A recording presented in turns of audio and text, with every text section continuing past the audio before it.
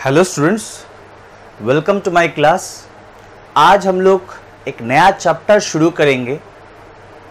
The chapter is motion in a straight line. तो सबसे पहले हम लोग थोड़ा मोशन के बारे में बात करते हैं, ठीक है। बेसिक डेफिनेशन मोशन का आप लोगों ने ऑलरेडी देखा होगा इन जूनियर क्लासेस।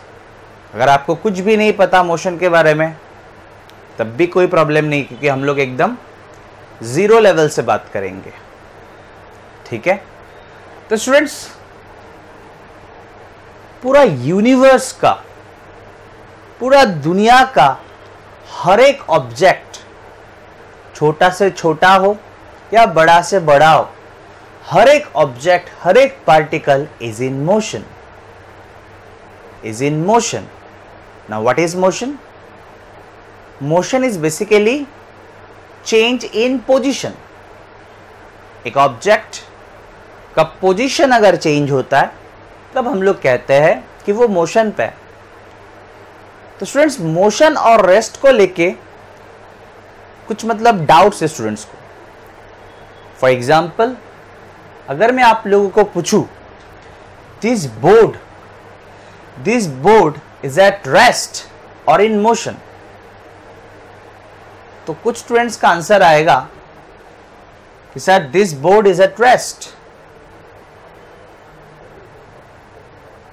लेकिन स्टूडेंट्स, ये बोर्ड किसके साथ लगा हुआ है?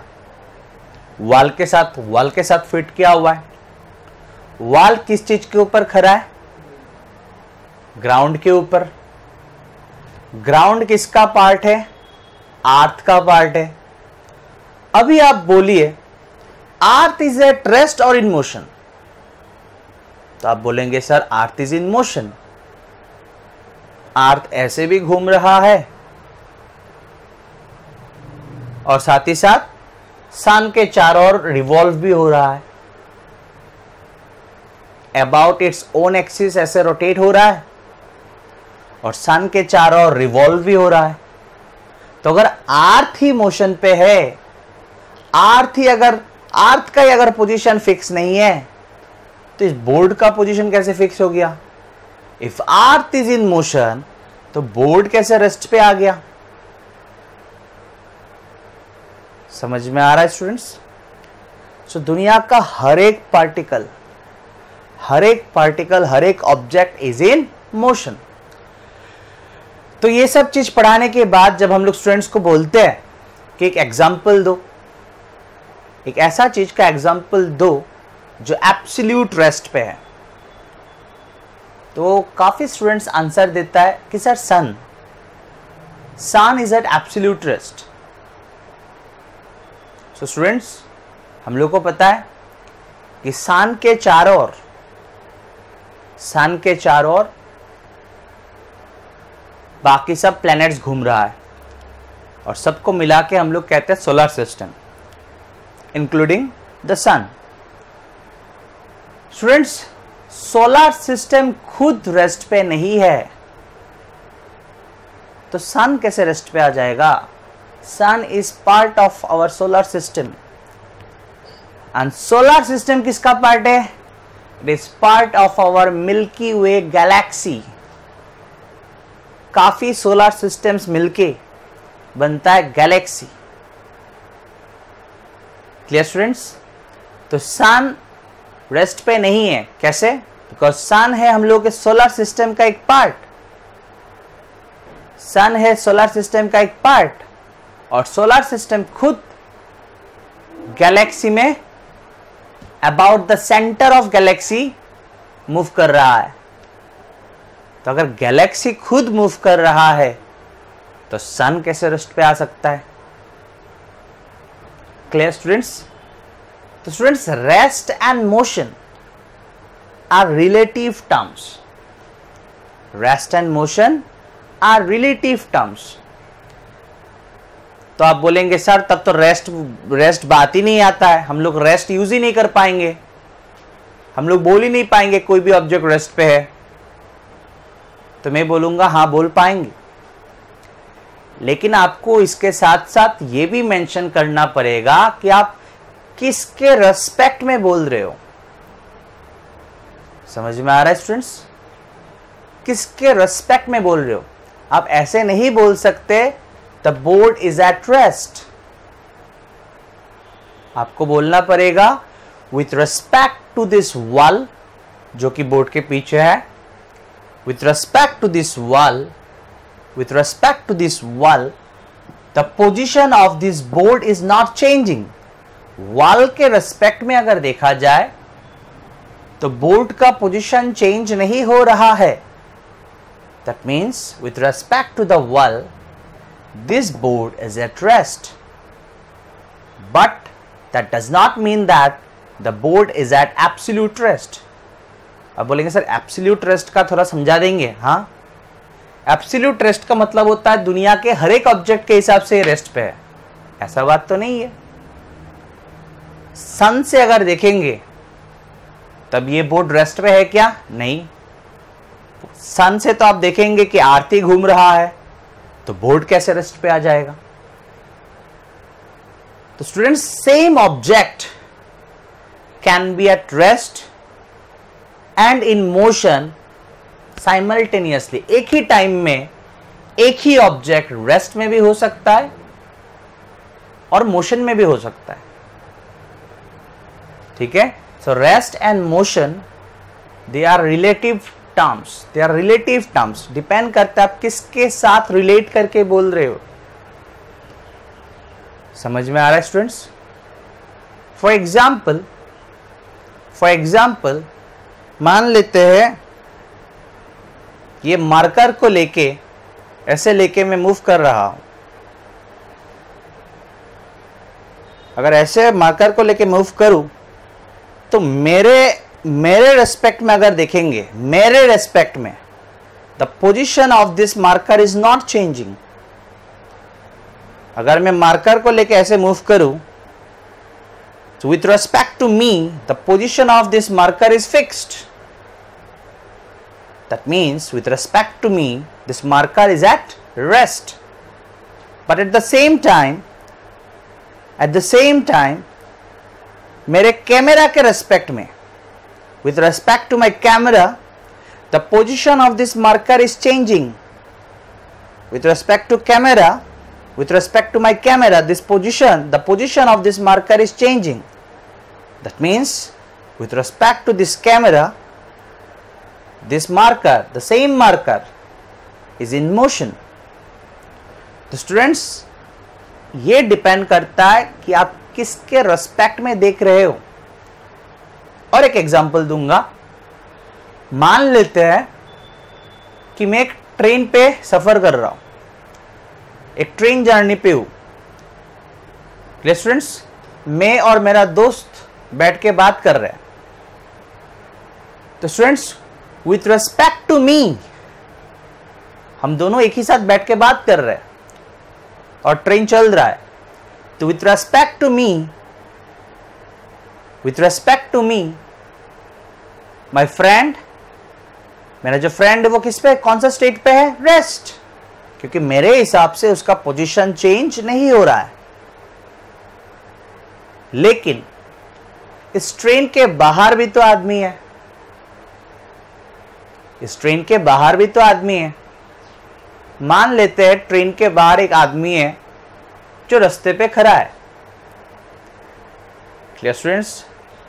उस आदमी के हिसाब से ये ट्रेन ही मूव कर रहा है, तो मेरा दोस्त कैसे रेस्ट पे आ सकता है?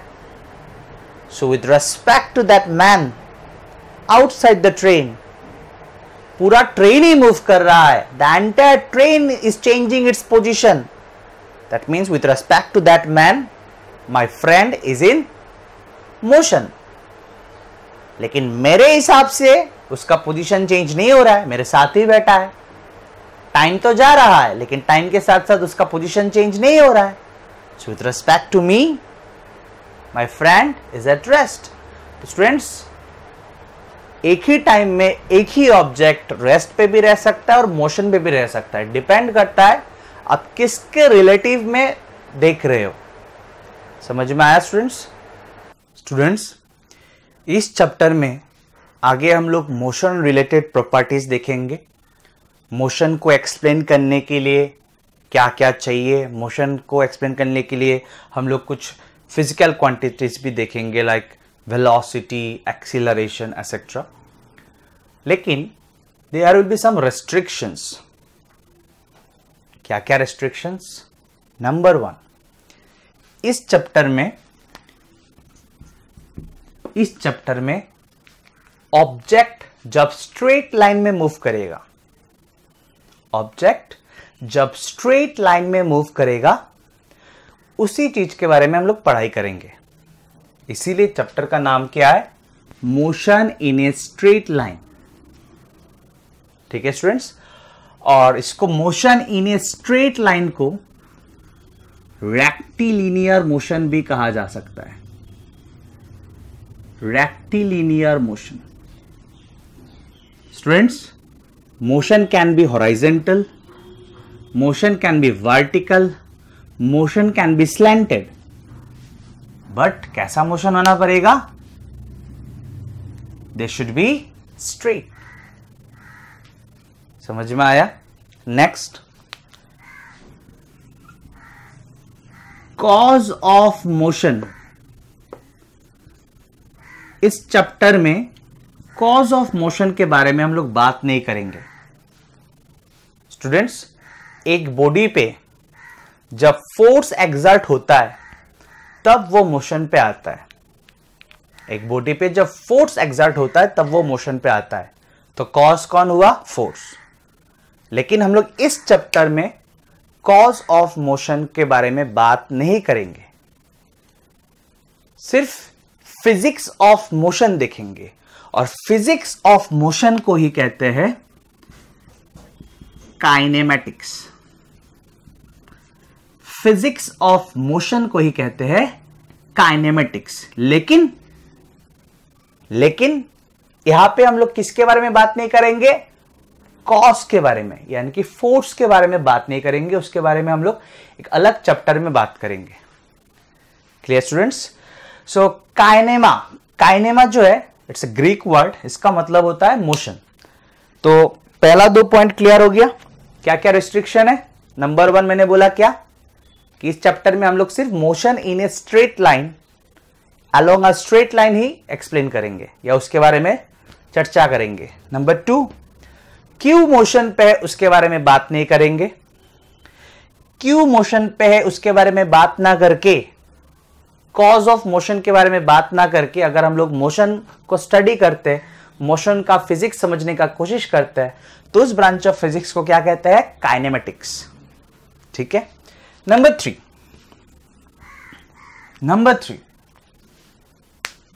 3 थोड़ा समझने वाला पार्ट है। स्टूडेंट्स, हम लोग सिर्फ पार्टिकल या आप बोल सकते हो पॉइंट ऑब्जेक्ट के लेके ही बात करेंगे। पार्टिकल या पॉइंट ऑब्जेक्ट को लेके ही बात करेंगे। आप बोलेंगे सर, दुनिया का हर एक ऑब्जेक्ट तो पॉइंट ऑब्जेक्ट नहीं है, पार्टिकल नहीं है। तो स्टूडेंट्स, अगर आप मैक्सिमम सिचुएशंस को देखेंगे, in maximum situations object behaves like a point object. For example, अर्थ। अगर आपको मैं पूछूं क्या अर्थ एक पॉइंट ऑब्जेक्ट है? क्या अर्थ एक पॉइंट ऑब्जेक्ट है? आप बोलेंगे ना। लेकिन स्टूडेंट्स, अगर आप अर्थ का रेवोल्यूशन देखेंगे अराउंड द सन, पूरा एक रेवोल्यूशन अगर देखेंगे अराउंड द सन, तो आप अर्थ को भी एक पॉइंट ऑब्जेक्ट जैसा मान सकते हो। फॉर एग्जाम्पल, और एक एग्जाम्पल देता हूं, क्या मैं एक पॉइंट ऑब्जेक्ट हूं? आप बोलेंगे ना, लेकिन मैं बोलूंगा हां। अगर यहां से मैं 2 किलोमीटर डिस्टेंस ट्रेवल करता हूं, अगर मैं इस पोजीशन से 2 किलोमीटर डिस्टेंस ट्रेवल करता हूं in a reasonable duration of time, तो इस पाथ के रेस्पेक्ट में 2 किलोमीटर जो पाथ है, इस पाथ के रेस्पेक्ट में अगर आप मुझे देखेंगे तो मैं कैसा दिखूंगा? एक पॉइंट ऑब्जेक्ट। एक ट्रेन को भी पॉइंट ऑब्जेक्ट बोला जा सकता है। एक ट्रेन अगर असम से दिल्ली पहुंचता है, फॉर दिस पाथ एक इतना बड़ा सा train can be considered, can be taken as a point object.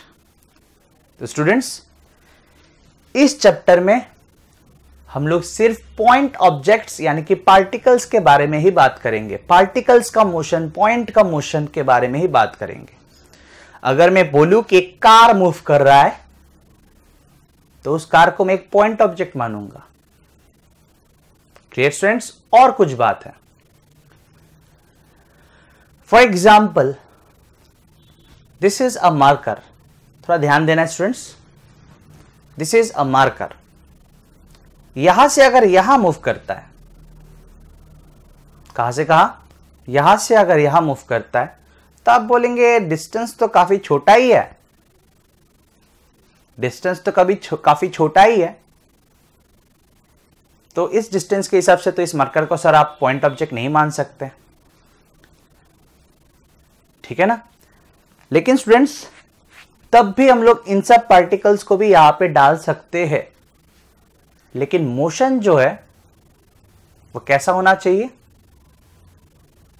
हर एक पार्ट का मोशन सेम होना चाहिए। जैसे कि यहां पे हर एक पार्ट का मोशन कैसा होना चाहिए? सेम होना चाहिए।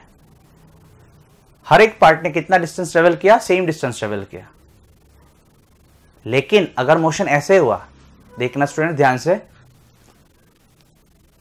तो अलग अलग पॉइंट का, इसी मार्कर के अलग अलग पॉइंट का मोशन अलग अलग तरीके का है।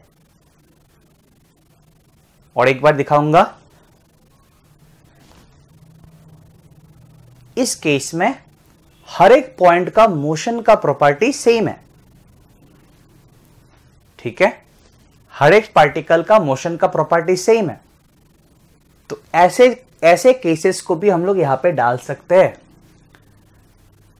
लेकिन अगर ऐसे घूम घूम के नीचे आ रहा है मान लीजिए, तो इसको नहीं डाल सकते हम लोग, क्योंकि इसके हर एक पार्टिकल का मोशन का प्रॉपर्टी अलग हो जाएगा। इसको लेके हम लोग अलग चैप्टर्स में डिस्कशन करेंगे। Clear students? तो थर्ड वाला पॉइंट याद रखना चाहिए कि इस चैप्टर में हम लोग बेसिकली पॉइंट ऑब्जेक्ट्स को लेके डील करेंगे। और पॉइंट मतलब डॉट नहीं होता, मैंने बोला पॉइंट ऑब्जेक्ट, एक ट्रेन भी पॉइंट ऑब्जेक्ट हो सकता है, मैं भी पॉइंट ऑब्जेक्ट हो सकता हूं। इवन क्या बोला मैंने कि in most of the cases of motion an object behaves like a point object. Clear students? समझ में आया? चलिए आगे बढ़ते हैं। Students, motion is basically change in position. किसी भी पार्टिकल के पोजीशन के चेंज होने को ही कहते हैं मोशन, ठीक है स्टूडेंट्स? इसका मतलब हम लोग को पोजीशन के बारे में थोड़ा बात करना चाहिए। फॉर एग्जाम्पल, यहां पे एक पार्टिकल है, दिख रहा है आप लोगों को? फॉर एग्जाम्पल, यहां पे एक पार्टिकल है, और अगर मैं अभी आपको पूछूं कि ये पार्टिकल कहां पे है, एग्जैक्ट पोजीशन क्या है, आप कैसे बोलेंगे? कैसे बोलेंगे ये पार्टिकल का पोजीशन क्या है? अगर आप बोलेंगे कि सर बोर्ड में है, तो बोर्ड में तो हजारों पॉइंट्स है, करोड़ों पॉइंट्स है, infinite points are there on the board. मुझे इसी पॉइंट पे पहुंचना है, इसका लोकेशन बोलिए, कैसे बोलेंगे? इसका एड्रेस क्या है, कैसे बोलेंगे? तो स्टूडेंट्स, इसका पोजीशन बोलने के लिए हम लोग यूज करते हैं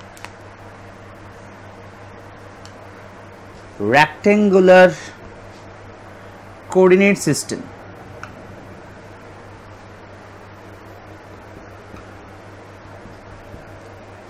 ठीक है, so these are 3 axis, this is X axis, this is Y axis, और z इस और नहीं है स्टूडेंट्स, z इस और है, बोर्ड से बाहर की ओर. So these are 3 axis x, y and z, and they are mutually perpendicular. They are mutually perpendicular. मतलब angle between any two axes is 90 degree. Angle between any two axes is 90 degree. और वो तीनों axis जहां पे intersect होता है, ये तीनों एक्सिस जहां पे इंटरसेक्ट होता है, इस पॉइंट को हम लोग कहते हैं रेफरेंस पॉइंट, जिसको आप ओरिजिन भी बोल सकते हो. ठीक है स्टूडेंट्स, अभी इस रेफरेंस पॉइंट के हिसाब से या इस कोऑर्डिनेट एक्सिस के हिसाब से इस पॉइंट का कुछ एक कोऑर्डिनेट होगा. मान लीजिए x1, y1, z1.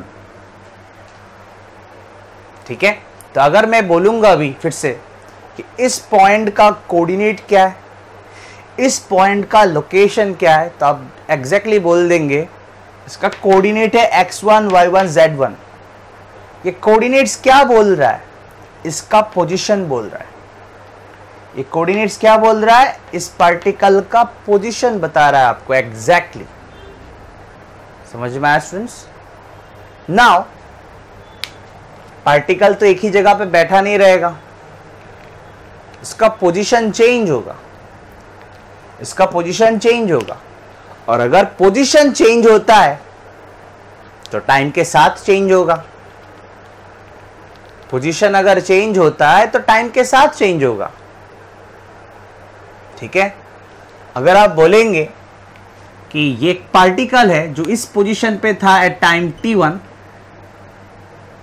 अब ऐसे बोलेंगे कि यही पार्टिकल चला गया इस पोजीशन पे एट टाइम t2. इसका मतलब टाइम का भी हेल्प लेना पड़ेगा हम लोगों को. तो स्टूडेंट्स, पोजीशन क्लियरली हम लोग बोल पाएंगे इस कोऑर्डिनेट एक्सिस के हेल्प से एंड विथ ए क्लॉक. एक इसी के साथ साथ एक क्लॉक भी रखना पड़ेगा, एक घड़ी भी चाहिए हम लोगों को, जिससे कि हम लोग एग्जैक्ट पोजीशन को एक्सप्लेन कर पाए.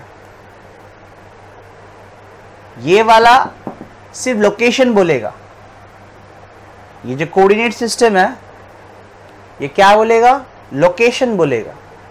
लेकिन लोकेशन तो चेंज होगा, और चेंज होगा तो टाइम भी चेंज होगा. तो स्टूडेंट्स, कोऑर्डिनेट एक्सिस, ये तीनों एक्सिस या coordinate system along with a clock, हम लोग उसको बोलेंगे फ्रेम ऑफ रेफरेंस. क्या बोलेंगे? Frame of reference. मतलब इसी के रेफरेंस से हम लोग किसी भी पार्टिकल का पोजीशन किसी भी वक्त बोल पाएंगे. समझ में आया स्टूडेंट्स? स्टूडेंट्स, अगर एक पार्टिकल का कोऑर्डिनेट चेंज होता है टाइम के साथ, with time if coordinates of a particle changes, तब हम लोग बोलेंगे कि with respect to this frame of reference, the particle is in motion. Clear students? Similarly, अगर टाइम के साथ साथ पार्टिकल का पोजीशन चेंज नहीं होता है या पार्टिकल का कोऑर्डिनेट्स चेंज नहीं हो रहा है, कोई भी कोऑर्डिनेट्स चेंज नहीं हो रहा है, x1, y1, z1 तीनों का तीनों सेम टू सेम है, लेकिन टाइम तो जा रहा है, that means with respect to this frame of reference, the particle is at rest. Clear students? और कोऑर्डिनेट्स कोई एक चेंज हो रहा है या कोई दो चेंज हो रहा है, यहाँ पे 3 कोऑर्डिनेट्स है ना, कोई एक चेंज हो रहा है या x1, y1, z1 में से 2 कोऑर्डिनेट चेंज हो गया या तीनों का तीनों चेंज हुआ. अगर कोऑर्डिनेट्स चेंज हुआ 1 या 2 या 3, तब हम लोग बोलेंगे with respect to this frame of reference the particle is in motion. Clear students? अभी हम लोग पढ़ेंगे डिस्टेंस के बारे में। सो डिस्टेंस को हम लोग पाथ लेंथ भी कहते हैं। ठीक है, डिस्टेंस को हम लोग पाथ लेंथ भी कहते हैं, मतलब जो पाथ कवर किया उसका लेंथ, जो पाथ एक्चुअली कवर किया गया, एक्चुअली जो पाथ कवर किया गया उसका लेंथ को ही हम लोग कहते हैं डिस्टेंस। तो स्टूडेंट्स बहुत इंपॉर्टेंट पॉइंट्स है, तो आपको एक एक करके पॉइंट में एक्सप्लेन करता रहूंगा। पहला point, it is the actual path, it is the actual path covered bye a body in A given time interval. ठीक है, जो एक्चुअल पाथ जो कवर किया उसका लेंथ को ही हम लोग कहते हैं distance. Clear students? For example, एक पार्टिकल इधर गया 2 मीटर, इधर आया 2 मीटर, इधर गया 1 मीटर, इधर गया 4 मीटर, 2 मीटर ही मान लेते हैं, इधर आया 3 मीटर। तो एक्चुअल पाथ कितना कवर किया? 2, 2, 4, 1, 5, 2, 7, 3, 10। Clear students? जो एक्चुअल पाथ जो कवर करते हैं उस पाथ का जो लेंथ है उसी को हम लोग कहते हैं डिस्टेंस। ठीक है स्टूडेंट्स? नेक्स्ट ये पॉइंट देखते हैं। It's dimension is L to the power 1। मास और टाइम तो है नहीं, तो it's L to the power 1। हम लोग को पता है ये सब चीज स्टूडेंट्स, क्योंकि हम लोग यूनिट्स एंड डायमेंशन पढ़ चुके हैं, यूनिट्स एंड मेजरमेंट चैप्टर पढ़ चुके हैं। So distance is a type of length, और लेंथ का डायमेंशन क्या होता है students? Is L to the power 1 and SI unit is metre which we denote by small m। Students एक confusion रहता है कि कोई स्टूडेंट्स METR ही लिखता है और कोई METER लिखता है, तो कौन सा करेक्ट है students? Answer is both are correct. British English का स्पेलिंग में मीटर होता है METRE and in American English spelling होता है METER। चलिए वो इंपॉर्टेंट नहीं है। नेक्स्ट, डिस्टेंस कैसा फिजिकल क्वांटिटी है? So students it is a scalar quantity, it is a scalar quantity. ठीक है, वो आपको सिर्फ पूछा पाथ लेंथ कितना है, किशोर तो नहीं पूछा, डायरेक्शन तो आपको नहीं पूछा। It's the actual path covered, it's the actual path covered by a body. Kishore पूछा आपको? नहीं। So it's a scalar quantity. Next, for a moving body, students ध्यान देना है अभी, for a moving body distance travelled always increases with time, it cannot decrease. एक body ने अगर मूव करना शुरू कर दिया, अगर एक बॉडी मूव कर रहा है तो उसका डिस्टेंस ट्रेवल कभी भी कम नहीं हो सकता, वो हमेशा बढ़ता ही रहेगा। समझ में आ रहा है ना स्टूडेंट्स? समझ में आ रहा है? बॉडी ऐसे जाए ऐसे आए जैसे मर्जी जाए, लेकिन डिस्टेंस हमेशा बढ़ता रहेगा, क्योंकि वो तो एक्चुअल पाथ है। ठीक है ना? आप बचपन से आप लगभग आपका जब 1 साल हुआ है तब से आप चल रहे हो, तो आपने आज तक जो डिस्टेंस कवर किया वो बीच में कभी भी कमा क्या? नहीं, वो हमेशा ऐड होता गया। आज भी ऐड हो रहा है, हमेशा हर एक दिन ऐड हो रहा है, कभी भी सबट्रैक्ट नहीं हो सकता। It always increases, it cannot decrease. समझ में आया होगा स्टूडेंट्स? नेक्स्ट पॉइंट देखते हैं। For a moving body distance travelled is always positive. For a moving body, distance traveled is always positive. It cannot be negative or zero. ठीक है? एक body अगर मूव कर रहा है तो डिस्टेंस उसका हमेशा क्या होगा? पॉजिटिव होगा। डिस्टेंस कभी भी नेगेटिव नहीं हो सकता स्टूडेंट्स। डिस्प्लेसमेंट नेगेटिव हो सकता है। कब, वो भी मैं एक्सप्लेन करूंगा आज। और जीरो तो हो नहीं सकता क्योंकि वो मूविंग बॉडी लिखा हुआ है यहां पे। फॉर ए मूविंग बॉडी, अगर बॉडी मूव कर रहा है तो डिस्टेंस कैसे जीरो हो सकता है? बॉडी मूव कर रहा है, बॉडी मूव कर रहा है मतलब बॉडी तो पाथ कवर कर रहा है। तो पाथ अगर कवर कर रहा है there will be some distance, and distance कैसा डिस्टेंस? हमेशा पॉजिटिव ही रहेगा। डिस्टेंस कभी भी नेगेटिव नहीं होता। डिस्प्लेसमेंट नेगेटिव हो सकता है, कैसे वो भी हम लोग देखेंगे। नेक्स्ट पॉइंट देखते हैं। If the distance travelled by A particle is zero, कभी भी अगर हम लोग ऐसे कहते हैं कि इस बॉडी ने डिस्टेंस ट्रेवल किया जीरो, तो इसका मतलब क्या हुआ?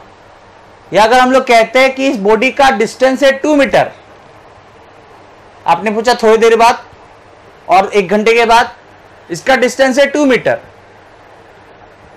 और 2 घंटे के बाद इसका डिस्टेंस है 2 मीटर, मतलब कांस्टेंट डिस्टेंस। तो कांस्टेंट डिस्टेंस या जीरो डिस्टेंस वो तभी होगा अगर बॉडी मूव ही नहीं कर रहा है, क्योंकि अगर बॉडी मूव किया तो डिस्टेंस विल इंक्रीज, वो तभी देख लिया हम लोगों ने। For a moving body distance travelled is always positive, sorry ये वाला नहीं, for a moving body distance travelled always increases.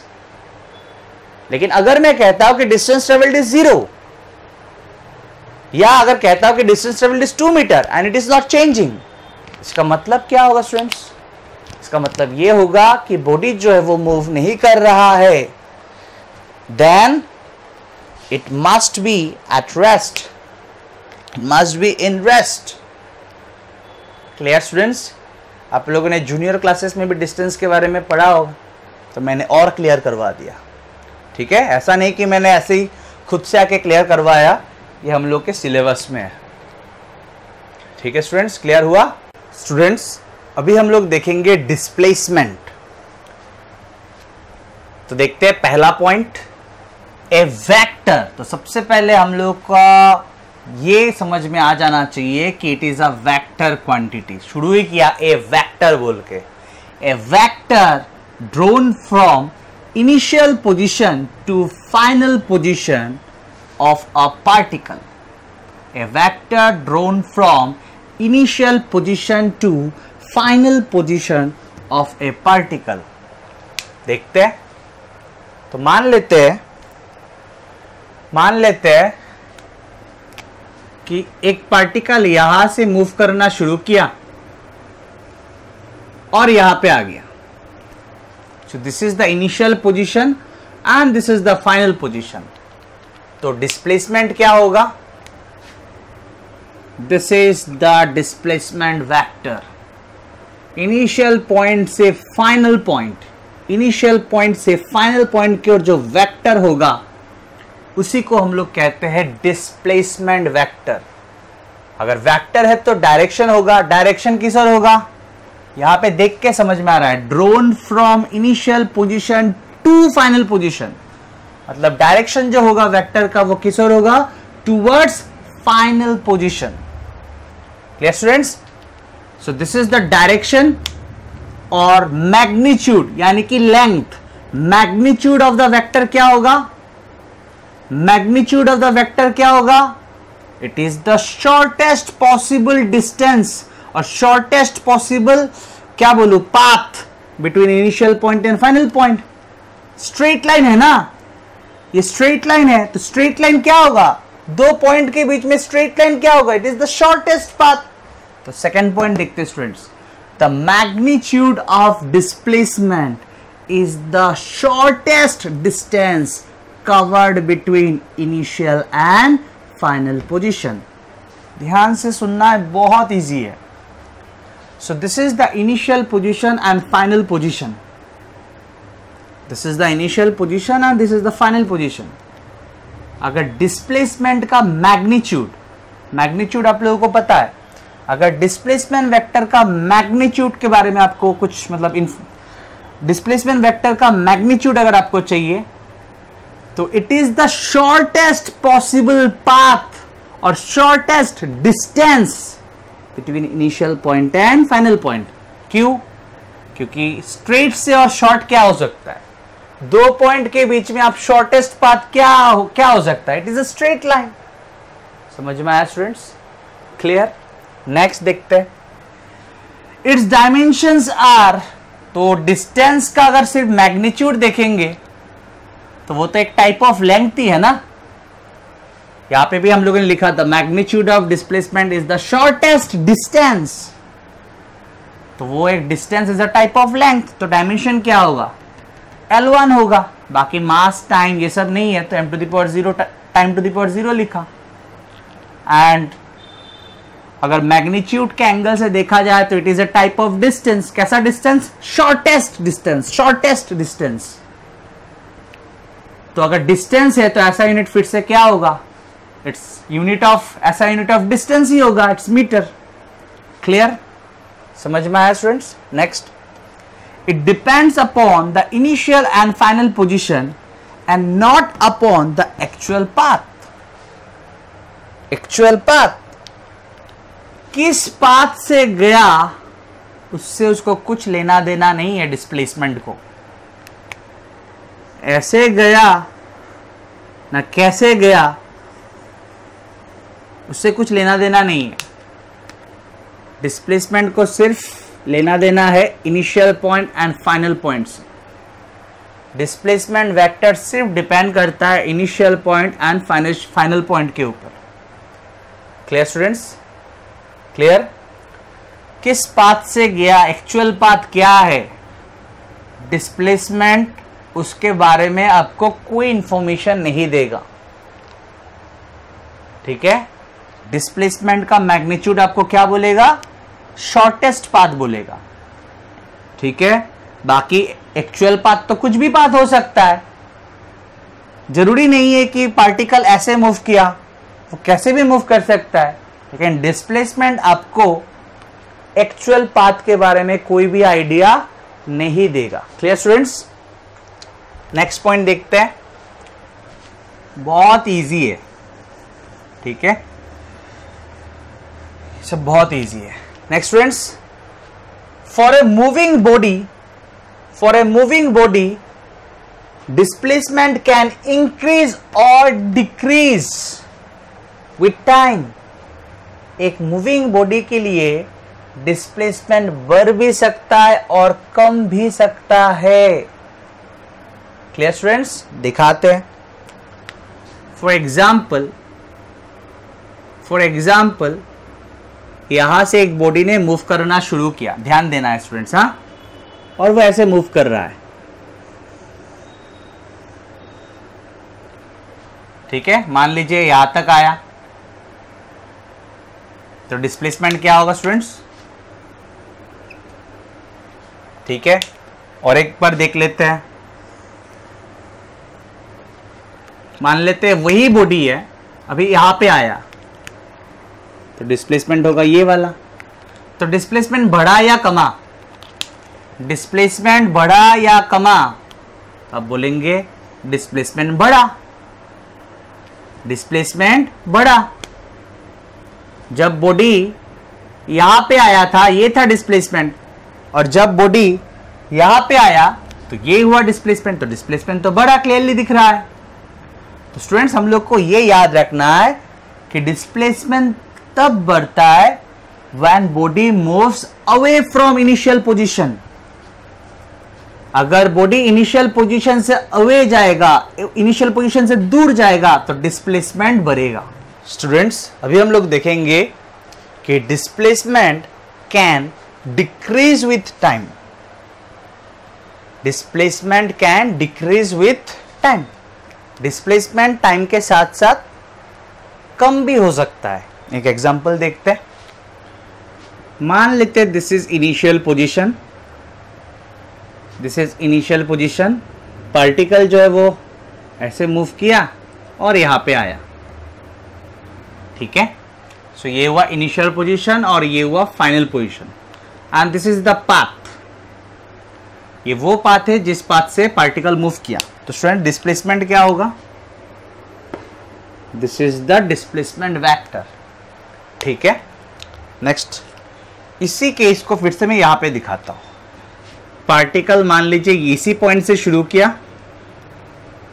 और अभी इस पॉइंट पे आ गया, ठीक है, तो डिस्प्लेसमेंट क्या होगा? तो आप देख सकते हो कि दिस टाइम डिस्प्लेसमेंट कम हो गया, डिस्प्लेसमेंट कम हो गया। पहले डिस्प्लेसमेंट ये था, अभी डिस्प्लेसमेंट ये है। इसका मतलब डिस्प्लेसमेंट कम होना मतलब समझ में आ रहा है ना, मैग्नीट्यूड कम हो जाना। तो इसका मतलब ये है कि डिस्प्लेसमेंट टाइम के साथ कम हो सकता है। कब कब दिख रहा है? when final point will be closer to the initial point, displacement will decrease। या आप बोल सकते हो अगर पार्टिकल घूम के अगर इनिशियल पॉइंट की ओर मूव करे, पार्टिकल घूम के अगर इनिशियल पॉइंट की ओर मूव करता है तो डिस्प्लेसमेंट जो है वो कमता रहेगा। मान लीजिए वो पार्टिकल यहां पे आ गया, यहां से आते आते यहां पे आ गया, पार्टिकल यहां पे आ गया तो डिस्प्लेसमेंट और छोटा हो गया। समझ में आ रहा है ना? तो पार्टिकल अगर इनिशियल पॉइंट की ओर मूव करना शुरू करेगा तो डिस्प्लेसमेंट जो है वो धीरे धीरे घटता रहेगा। पार्टिकल यहां पे है तो ये हो गया डिस्प्लेसमेंट, पार्टिकल घूम के यहां पे आ गया तो ये हो गया डिस्प्लेसमेंट, यहां पे आ गया ये हो गया डिस्प्लेसमेंट, यहां पे आ गया ये हो गया, यहां पे आ गया ये हो गया। तो पार्टिकल अगर इनिशियल पोजीशन की ओर आता रहता है तो डिस्प्लेसमेंट जो है वो कमता रहेगा। ठीक है स्टूडेंट्स, तो एक बार अच्छी तरह से पढ़ लेते हैं। For a moving body displacement can increase और decrease with time. It increases when body moves away from initial position, देखा हम लोगों ने, and decreases when body moves towards initial position. Clear students, और एक पॉइंट देखेंगे। For the motion between two points the displacement can have only one unique value. जैसे कि मान लीजिए this is the initial point और बॉडी जो है वो ऐसे गया इस पॉइंट पे, तो एक डिस्टेंस आएगा। मान लेते हैं बॉडी जो है फिर से ऐसे जाके इसी पॉइंट पे पहुंचा, अभी अलग डिस्टेंस होगा। फिर मान लेते हैं बॉडी जो है ऐसे आया, फिर से अलग पाथ है।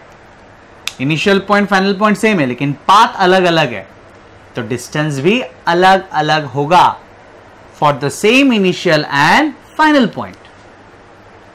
ठीक है, लेकिन students displacement is unique. Displacement सिर्फ एक ही हो सकता है for a given initial and final point. Displacement सिर्फ एक ही हो सकता है for a given initial and final point, लेकिन डिस्टेंस वो तो इनफाइनाइट हो सकता है, डिपेंड करता है कौन सा पाथ से गया। और जरूरी नहीं है कि एक या दो या तीन या चार पाथ से जा सकता है, वो हजारों करोड़ों इनफाइनाइट पाथ से जा सकता है। तो डिस्टेंस पाथ पे डिपेंड करता है। ठीक है, same initial point and final points के बीच में अलग अलग डिस्टेंस हो सकता है फॉर अलग अलग पाथ्स, बट डिस्प्लेसमेंट सिर्फ एक ही होगा, सिर्फ एक ही होगा। ठीक है, क्योंकि इनिशियल पॉइंट से फाइनल पॉइंट अगर मैंने एक वेक्टर ड्रॉ किया, this is displacement, this is displacement, और वो एक ही होगा। और कोई हो सकता है इस पॉइंट और इस पॉइंट के बीच में डिस्प्लेसमेंट ना। क्लियर स्टूडेंट्स, एक बार देख लेते हैं क्या लिखा हम लोगों ने। For the motion between two points the displacement can have only one unique value. For the motion between two points the displacement can have only one unique value, but the distance traveled can have more than one value depending upon the path. ठीक है, clear students? ये last point of displacement देख लेते हैं।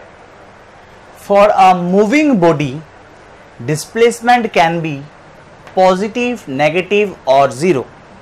For a moving body displacement can be positive, negative और zero.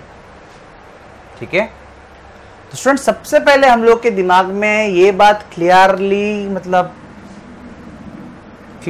मतलब याद रह जाना चाहिए कि displacement is a vector. Displacement is a vector, और मैंने ये बात आप लोगों को बता दिया है इन वेक्टर कि अगर इस डायरेक्शन को आप पॉजिटिव बोलेंगे तो ये डायरेक्शन खुद ब खुद हो जाएगा नेगेटिव डायरेक्शन। ठीक है ना, अगर इस डायरेक्शन को पॉजिटिव बोलेंगे तो ये बन गया नेगेटिव। ठीक है, अभी पॉजिटिव डायरेक्शन किसको बोलना है वो आपके ऊपर डिपेंड करता है। अगर ये डायरेक्शन हो गया पॉजिटिव, इसका मतलब खुद ब खुद ये डायरेक्शन हो गया नेगेटिव। फॉर वेक्टर्स अगर इस और कोई भी डिस्प्लेसमेंट को आप पॉजिटिव डिस्प्लेसमेंट बोलेंगे तो इस और का डिस्प्लेसमेंट क्या हो जाएगा, नेगेटिव डिस्प्लेसमेंट हो जाएगा। या इस और का कोई भी डिस्प्लेसमेंट को अगर आप पॉजिटिव बोलेंगे तो इस और का डिस्प्लेसमेंट क्या हो जाएगा, नेगेटिव डिस्प्लेसमेंट हो जाएगा। क्लियर स्टूडेंट्स, समझ में आया?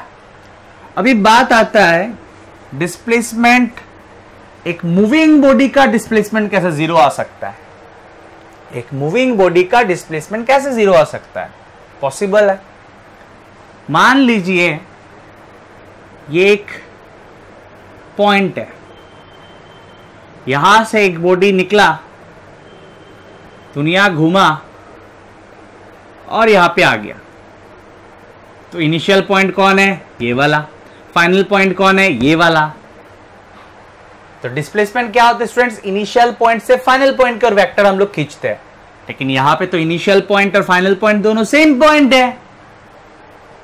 Initial point and final point तो दोनों सेम पॉइंट है, तो डिस्प्लेसमेंट क्या होगा, जीरो, बिकॉज इनिशियल पॉइंट से फाइनल पॉइंट तक खींचते हैं and both are same points.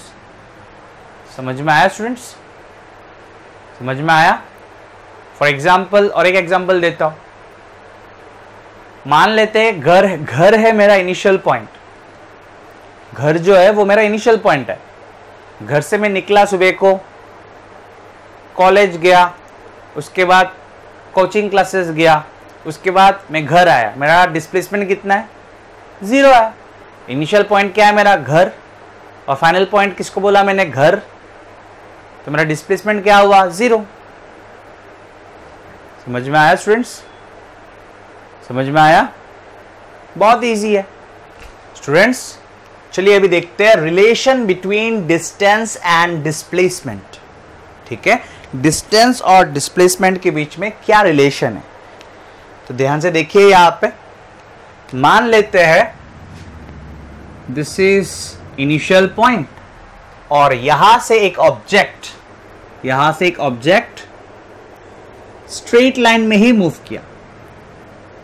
ठीक है, यहां से एक ऑब्जेक्ट स्ट्रेट लाइन में ही मूव किया। This is the initial point and this is the final point. ठीक है, मान लेते हैं ये डिस्टेंस है 5 मीटर। तो स्टूडेंट्स पाथ कैसा है, स्ट्रेट लाइन। पाथ कैसा है, स्ट्रेट लाइन। कैसे पाथ में मूव किया, स्ट्रेट लाइन। ठीक है, और डिस्टेंस कितना हो गया, 5 मीटर। और डिस्प्लेसमेंट का मैग्नीट्यूड क्या होगा students, this is the displacement vector. तो डिस्प्लेसमेंट वेक्टर का मैग्नीट्यूड क्या होगा, ये तो 5 मीटर ही होगा। बहुत इजी है, डिफिकल्ट लगने का कोई चांस ही नहीं रहना चाहिए। This is initial point and this is final point. Object जो है वो स्ट्रेट लाइन पे मूव किया, मूव करते वक्त स्ट्रेट पाथ पे मूव किया। कितना मूव किया, 5 मीटर। ठीक है, स्ट्रेट पाथ पे मूव किया और एक ही डायरेक्शन में मूव किया। ठीक है, कितना मूव किया, 5 मीटर। तो डिस्टेंस कितना, 5 मीटर। और displacement, this is the displacement vector, this is the displacement vector. Displacement vector का मैग्नीट्यूड क्या है, it is again 5 metre, it is again 5 metre. इसका मतलब डिस्टेंस एंड डिस्प्लेसमेंट का मैग्नीट्यूड, डिस्टेंस एंड डिस्प्लेसमेंट का magnitude कब equal होता है? When an object moves along a straight line, और एक ही डायरेक्शन में मूव करता है। तो ये हम लोग को याद रखना चाहिए students. When an object moves along a straight line without changing its direction, मतलब एक ही डायरेक्शन में मूव कर रहा है, इन दैट केस डिस्प्लेसमेंट का magnitude is equal to distance.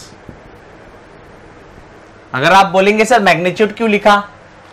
Distance और डिस्प्लेसमेंट तो कंपेयर फर्स्ट ऑफ ऑल हम लोग कर नहीं सकते। व्हाई?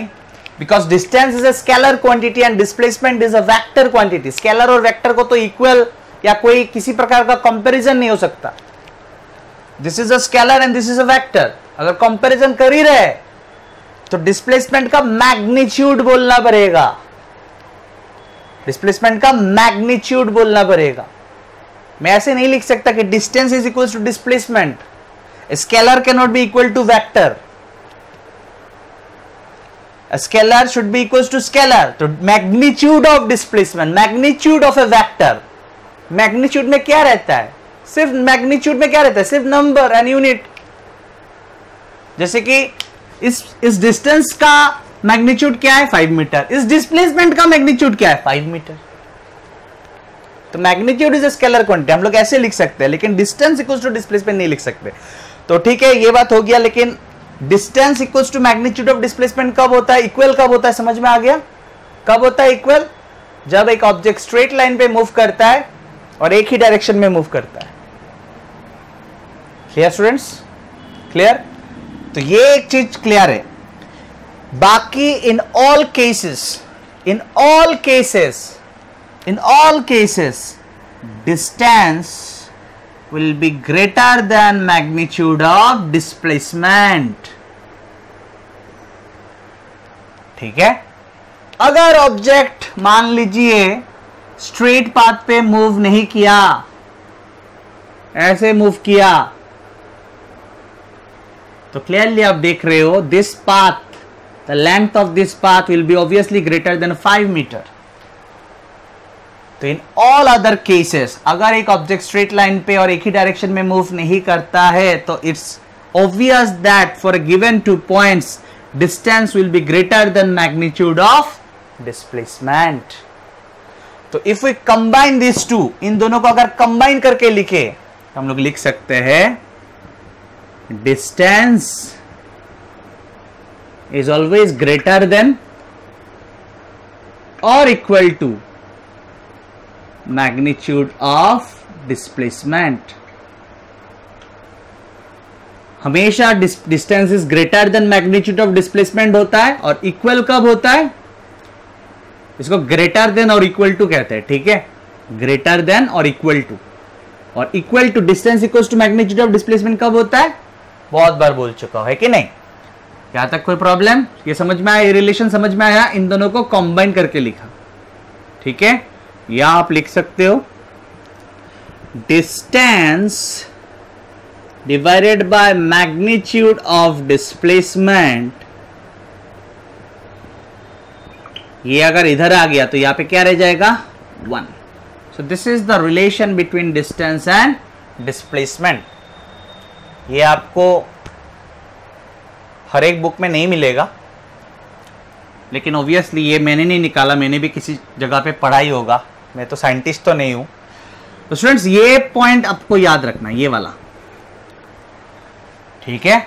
ये वाला आपको याद रखना है कि डिस्टेंस और डिस्प्लेसमेंट का मैग्नीट्यूड बराबर इक्वल तभी होता है जब एक ऑब्जेक्ट स्ट्रेट लाइन पे मूव करता है और डायरेक्शन चेंज ना करके मूव करता है। ठीक है? तो आप दिमाग में आया होगा शायद डायरेक्शन चेंज करने से क्या होगा स्टूडेंट्स, तो देख लीजिए। अगर एक ऑब्जेक्ट ऐसे मूव किया 5 मीटर और फिर से ऐसे आ गया, दिख रहा है ना? यहां से जाके ऐसे मूव किया 5 मीटर, उसके बाद 3 मीटर घूम के आया मान लेते, या 2 मीटर घूम के आया।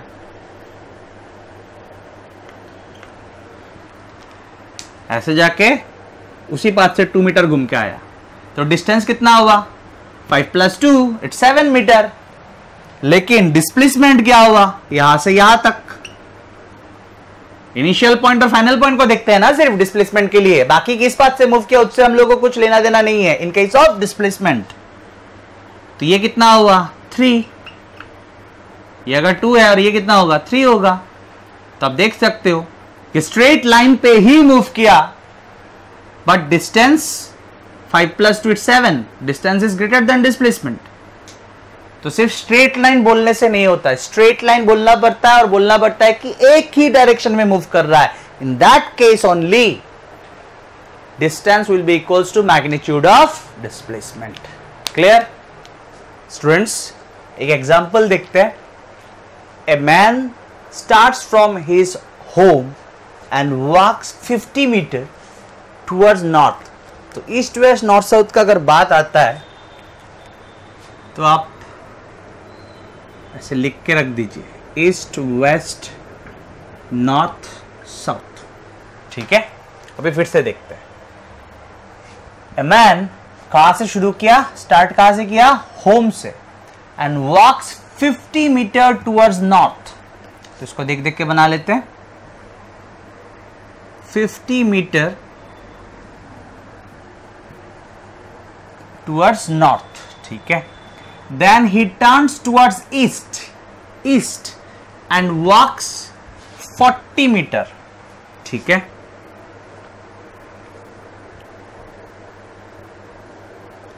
ये हो गया 50 metre towards north, then he turns towards east and walks 40 metre, east के और 40 मीटर, ठीक है।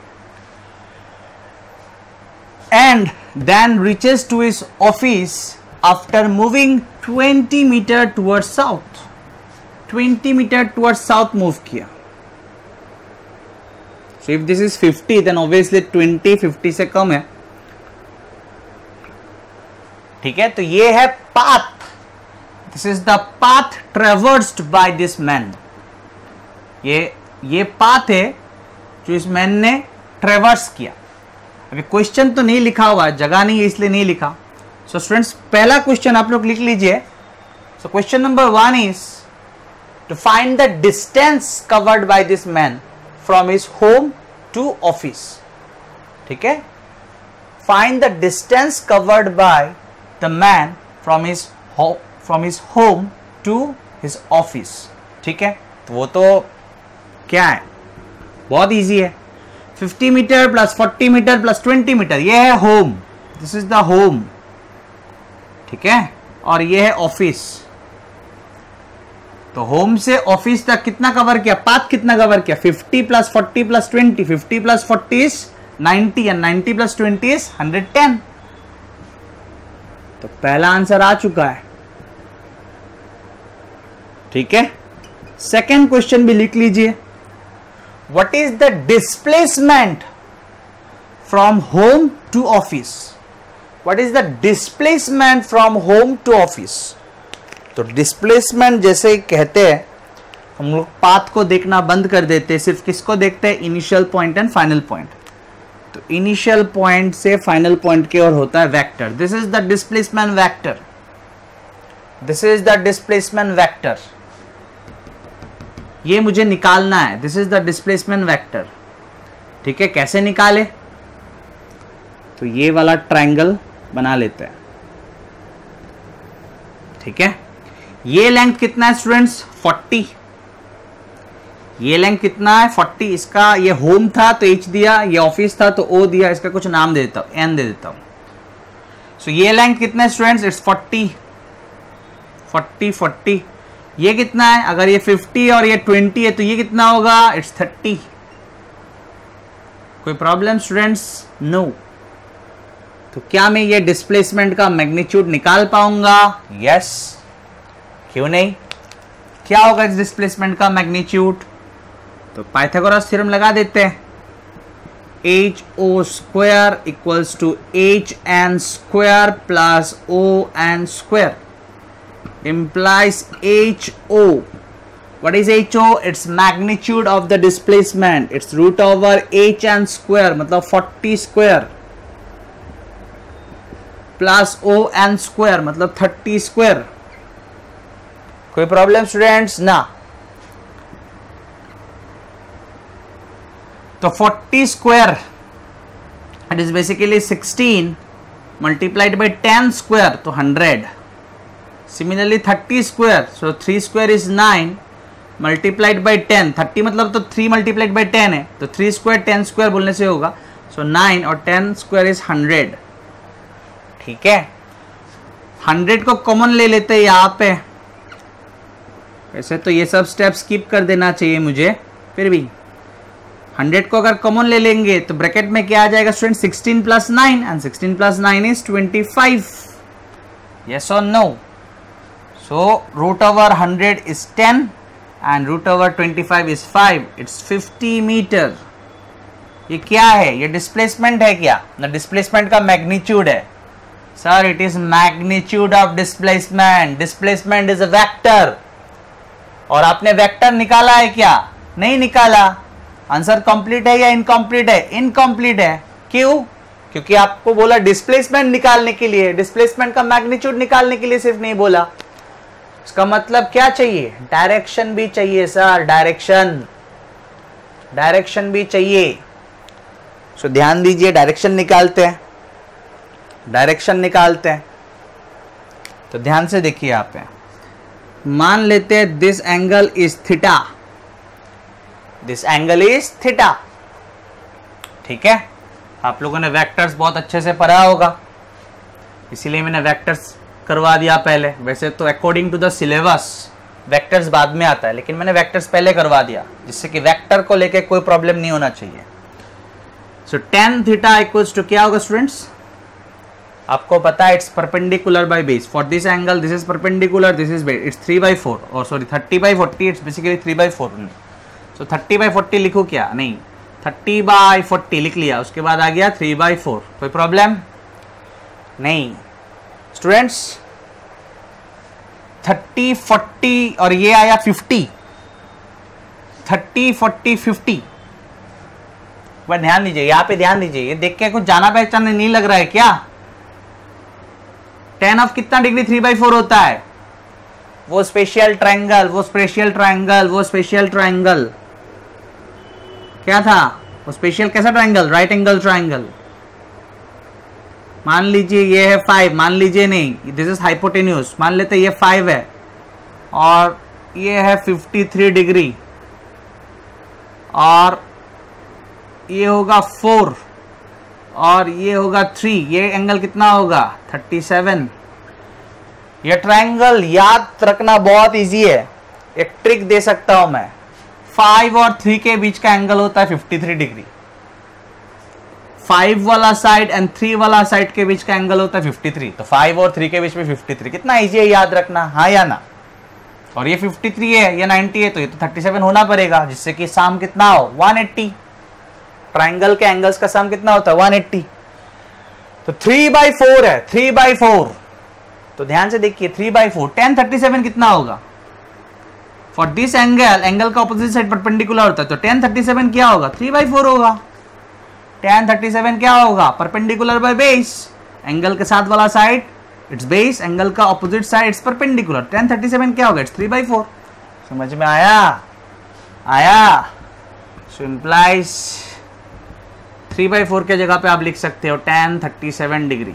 इंप्लाइज से ज्यादा अच्छा अगर आप और लिखते हो, और इंप्लाइज भी लिख सकते हो. So implies tan theta equals to 37 degree. ठीक है, तो आंसर कैसे बोलेंगे डिस्प्लेसमेंट का?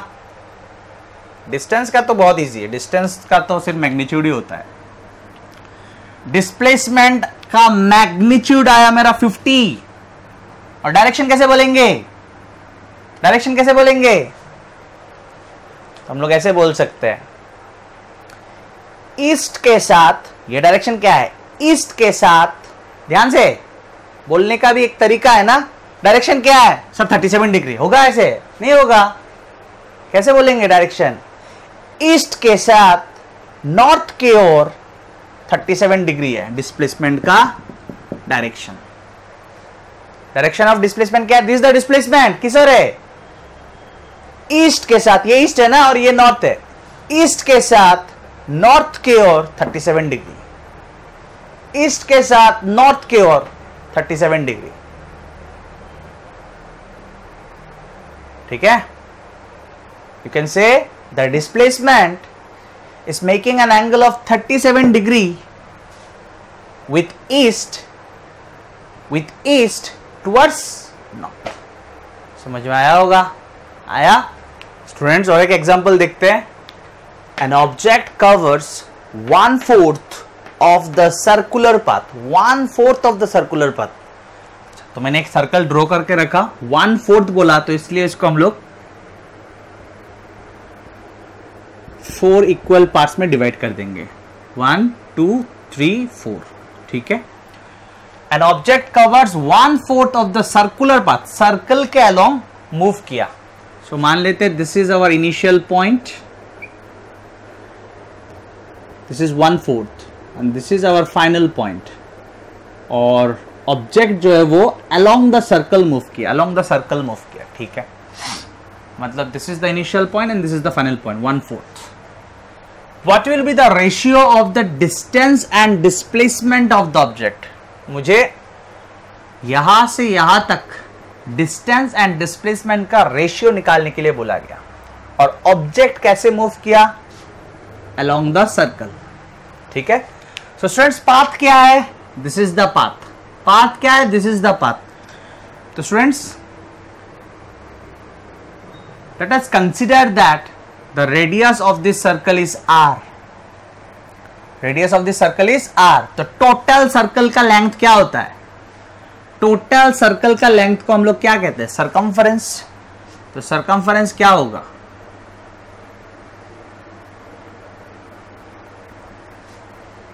एक बार अगर पूरा घूमता तो क्या कितना होता length? Circumference which is equal to 2 pi r। सभी को पता होना चाहिए, लेकिन पार्टिकल तो सिर्फ यहां से यहां तक आया, so it is 1/4 of the circumference. ये लेंथ क्या होगा? ये पाथ क्या होगा? It's 1/4 of the circumference. Therefore distance covered equals to 1/4 of the circumference. Circumference कितना है? 2 पाई r। ठीक है ना, this total is 2 pi r, लेकिन पार्टिकल मूव किया यहां से यहां तक, ऑब्जेक्ट मूव किया यहां से यहां तक अलोंग दिस पाथ, तो ये कितना होगा? 1/4 होगा, which is equals to pi r by 2। ठीक है, नेक्स्ट निकालते हैं डिस्प्लेसमेंट। तो डिस्प्लेसमेंट मतलब basically we will find out the magnitude of the displacement। why? because distance and displacement का रेशियो निकालने बोला, मैं वेक्टर और स्केलर का रेशियो नहीं निकाल सकता। तो अगर रेशियो निकालने के लिए बोला, दैट मीन्स मुझे इनडायरेक्टली बोला गया कि मैग्नीट्यूड का रेशियो निकालना है। आप बोलेंगे सर लिखा तो नहीं है, ऑब्वियसली लिखा नहीं है, तब भी गलत तो क्वेश्चन नहीं है। डिस्टेंस और डिस्प्लेसमेंट का मैग्नीट्यूड मतलब, सॉरी डिस्टेंस एंड डिस्प्लेसमेंट का रेशियो मतलब मैं सिर्फ मैग्नीट्यूड का ही रेशियो निकाल सकता हूं, और कोई ऑप्शन नहीं है मेरे पास। ठीक है, समझ में आया? तो डिस्प्लेसमेंट का मैग्नीट्यूड निकाल लेते हैं। सो this is the initial point and this is the final point. मैं लाइंस तो खींचना चाहता हूं, लेकिन खींच पाऊंगा क्या? ट्राई मारते हैं। अच्छा, हो गया। सो this is the displacement vector, this is the displacement vector. Initial point से फाइनल पॉइंट की ओर मैंने एक वेक्टर खींच दिया, तो ये भी आराम से निकल पाएंगे स्टूडेंट्स। ये length, this length is the magnitude of the displacement, yes और नो? Yes, this length is the magnitude of the displacement. बहुत आराम से निकाल सकते हैं। ये r है, ये क्या होगा? r। तो ये क्या होगा? ये क्या होगा? तो राइट एंगल ट्राइंगल बना, तो ये क्या होगा? मैग्नीट्यूड ऑफ द डिस्प्लेसमेंट क्या होगा? It's root over this square plus this square, मतलब root over r square plus r square, root over r square plus r square. समझ में आया होगा ना स्टूडेंट्स? आया? So it's root over 2y r square, root over r square तो r होगा, 2 अंदर ही रह जाएगा, so it's root 2 r। Clear? अभी जो निकालने बोला निकाल लेते हैं. Ratio of the distance and displacement, therefore distance by magnitude of displacement is equal to, distance कितना था students? It's pi r by 2 divided by displacement का मैग्नीट्यूड क्या है? It's √2r. √2r, तो r हो गया कैंसिल, r हो गया कैंसिल. इट्स पाई बाय 2 नीचे आएगा, इट्स 2√2. ठीक है, ठीक है. और यूनिट नहीं होगा ऑब्वियसली, बिकॉज डिस्टेंस का ऐसा यूनिट और डिस्प्लेसमेंट का ऐसा यूनिट सेम है, दोनों का मीटर है, तो यहाँ पे कोई यूनिट नहीं होगा. क्लियर? समझ में आया स्टूडेंट्स? Very easy.